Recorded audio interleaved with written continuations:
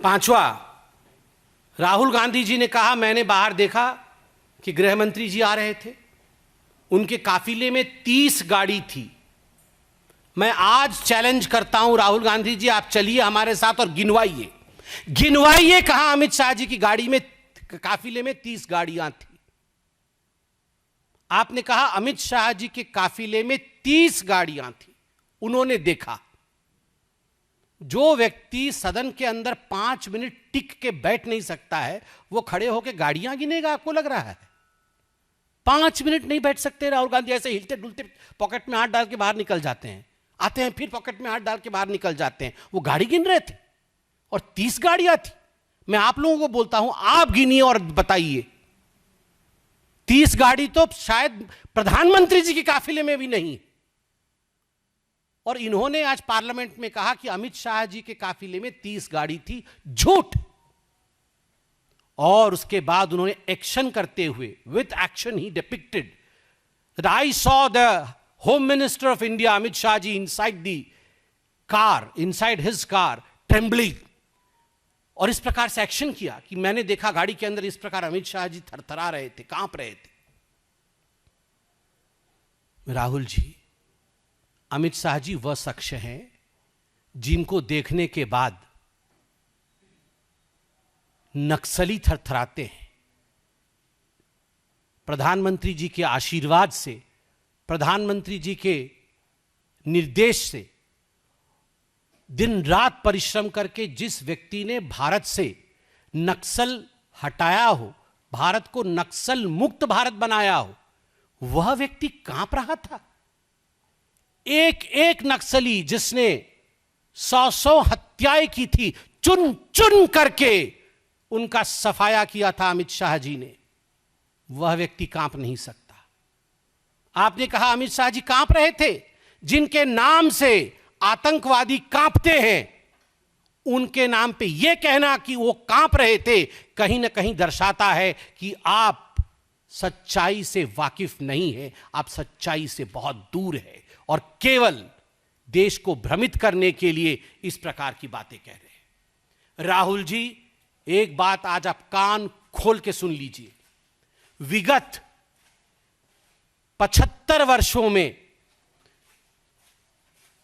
जब से भारत आजाद हुआ, बीच में हमारी सरकार भी रही, उस कालखंड को अगर छोड़ दिया जाए, जितने कालखंड में कांग्रेस की और कांग्रेस समर्थित सरकार केंद्र में रही, जेन जी के बारे में चिंता नहीं हुई, जेन जी के बारे में चिंता हुई। जेन जी मतलब जनरेशन गांधी। किस प्रकार से गांधी डायनास्टी की जनरेशन को आगे बढ़ाया जाए, केवल उसी की चिंता हुई, कोई जेन जी की चिंता नहीं हुई। आंध्र प्रदेश, तेलंगाना में जब आंदोलन चले थे, कितने सैकड़ों छात्रों को आपने गोली से उड़ा दिया था, गोली करके मार दिया था। जम्मू कश्मीर में किस प्रकार से आप गोली चलाते थे, किस प्रकार से बाकीरा असम में, असम स्टूडेंट यूनियन के ऊपर किस प्रकार से आपने गोली चलाई थी और 800 से अधिक स्टूडेंट्स की बर्बरता पूर्वक हत्या की थी। तो उस समय जेन जी, केवल जनरेशन ऑफ गांधी कैसे प्रधानमंत्री बनते रहे उसकी चिंता होती थी। अब जेन जी के बारे में चिंता होती है, देश के भविष्य के बारे में चिंता होती है। आज तो बहुत मुझे बड़ा आश्चर्य लग रहा था, मैं बैठा था सामने, मेरा माइक बंद कर दिया, मेरा माइक बंद कर दिया, मेरा माइक बंद कर दिया। अरे लाल बत्ती जल रही है, माइक कहां से बंद कर दिया भाई? लाल बत्ती जल रही थी। लाल बत्ती का जलने का अर्थ तो होता है कि माइक ऑन है। माइक बंद कर, माइक बंद कर, माइक बंद कर, मेरा माइक बंद कर दिया। अरे कैसे माइक बंद कर दिया भाई तुम्हारा? देखो तो सही। और उसके बाद खुद ही बंद करके बोल रहा है मेरा माइक बंद हो गया, मेरा माइक बंद हो गया। जेब में हमेशा, वो जेब में हमेशा क्यों हाथ डाले रखते हैं पता है आपको? दोनों जेब में विक्टिम कार्ड रखा हुआ है। विक्टिम कार्ड निकालेंगे तुरंत, देखो माइक बंद कर दिया, बोलने नहीं दिया, माइक बंद कर दिया। अरे पूरी दुनिया, आप वो क्लिप चलाना आज, पूरी दुनिया देख रही है माइक ऑन है। बिना आदत नहीं है नीचे देखने की ना, ऐसे देखते हैं ऊपर। वो फोटो भी किसी ने ठीक ट्वीट किया था, कहीं विदेश गए थे, ऊपर देखते हुए, ऊपर ही देखते रहते हैं, नीचे देख ही नहीं रही, लाल बत्ती जल रही है। ये लाल बत्ती देखने के लिए यहां भी बत्ती जलनी चाहिए। जब यहां की बत्ती नहीं जलती है तो यहां की बत्ती दिखती नहीं है, तो दिखी नहीं उनको, माइक बंद कर दिया, माइक बंद कर दिया। एक बहुत गंभीर विषय है, इसको मैं बहुत संजीदगी के साथ आपके सामने रखना चाहता हूं और मैं आशा करता हूं इसको तमाम मीडिया चैनल संजीदगी के साथ आगे बढ़ाएं। बहुत सारे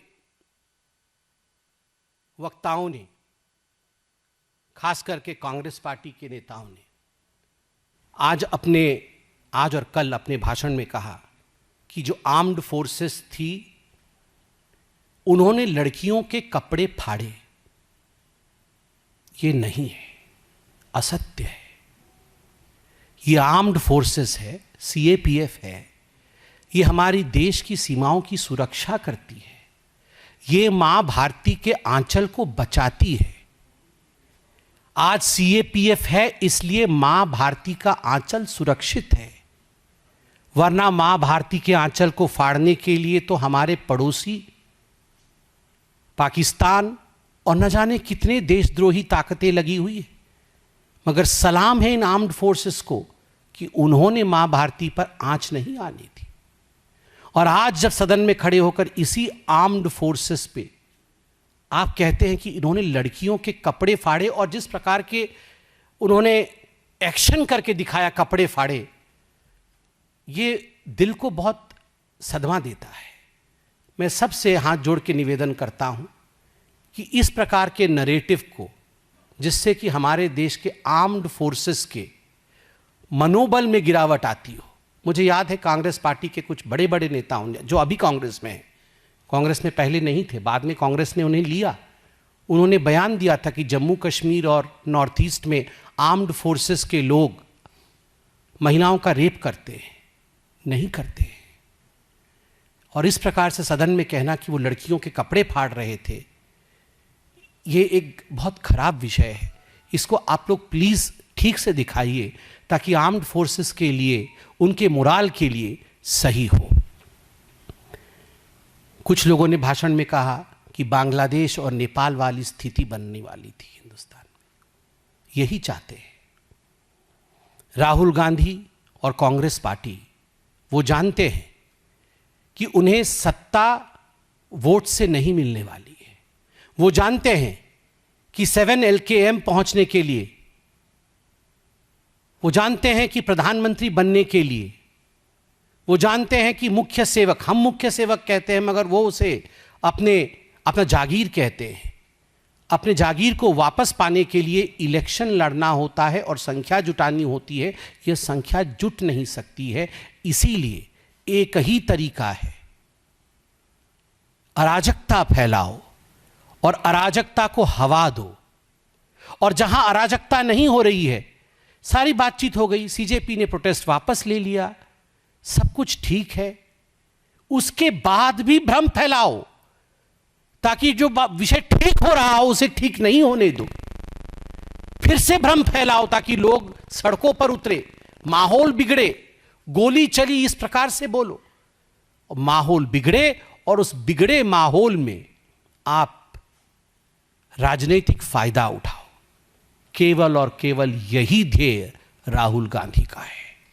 और इसलिए आज राहुल गांधी जी ने जो भी कहा वो सारी बातें मिथ्या थी, झूठ थी। उन्हें बोलने का पूरा मौका माननीय स्पीकर जी ने दिया, क्योंकि हम सब सदन में मौजूद थे। और बार बार स्पीकर साहब ने पूछा, आप बोलना चाहते हैं, बोलना चाहते हैं। Rahul Gandhi was reluctant to stand and talk. वो खड़े होकर बोलने के लिए तैयार नहीं थे, शायद प्रिपेयर्ड नहीं थे, और इस कारण से उन्होंने अपना भाषण नहीं दिया। कोई प्रश्न हो तो अवश्य पूछे।